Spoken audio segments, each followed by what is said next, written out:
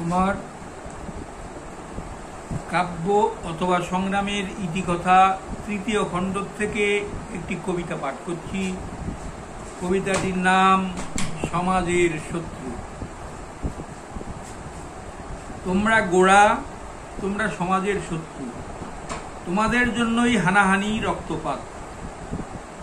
শরণাতীত কাল থেকে মানুষ শান্তি চেয়েছে, অভিজ্ঞতা অনুযায়ী সাজাতে চেয়েছে সমাজকে।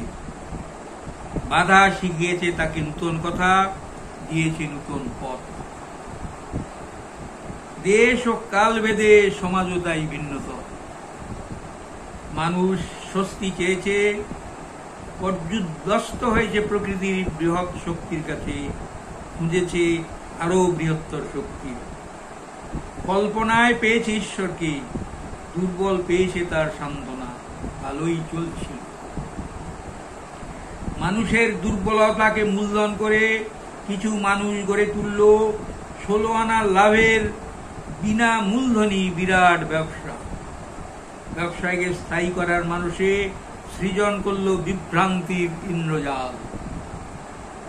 ক্ষমতার স্বাদ পেল স্বার্থপর দুর্বল মানুষ।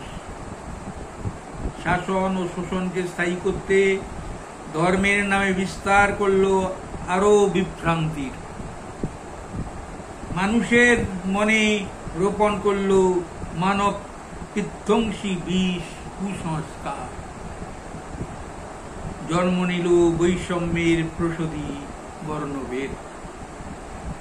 ঈশ্বরের স্বরূপ ও আকৃতি নিয়েও চলল বিতর্ক। বিতর্ক তাকে প্রাপ্তির পথ নিয়েও। মানুষে মানুষে বিভেদ বেড়েই চলল, লড়াইও চলল সমানে। আরম্ভ হলো ধর্মের নামে রক্তপাত, আজও যার বিরাম নাই। সব মানুষ দুর্বল নয়, তাই অনেকেই মেনে নিল না ঈশ্বরের কর্তৃত্ব।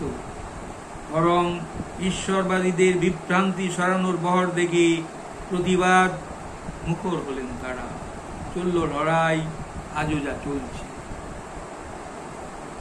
গড়ে উঠল অনেক দার্শনিক তত্ত্ব। কেউ বললেন, তোমরা অন্ধকার ঘরে কালো বিড়াল খুঁজে বেড়াচ্ছ, যেটা সেখানে নেই।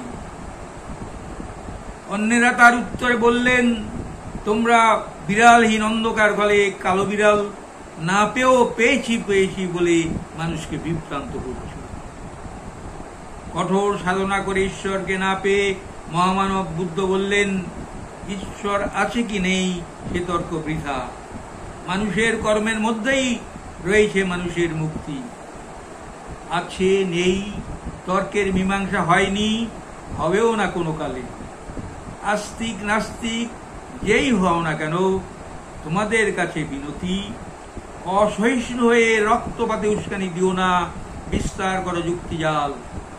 বাহবা করতালিতে ভরে উঠুক দেশ, কিন্তু তোমার শিক্ষা যদি রক্তপাতে উৎসাহ দেয়, তবে মনে রেখো, অনুগামীদের বাহবা পেলেও ইতিহাস তোমাকে সমাজের শত্রু বলেই চিহ্নিত করবে। ধন্যবাদ সবাইকে। ভালো থাকবেন, ভালো থাকবেন। কবিতাটি ভালো লাগবে, এ কথা ভাববেন। মনে রাখবেন, একা একা ভালো থাকা যায় না। প্রতিবেশীদের কল্যাণের চিন্তা না করলে নিজেও সুবিধা। ধন্যবাদ সবাইকে। ভালো থাকবেন, ভালো থাকবেন।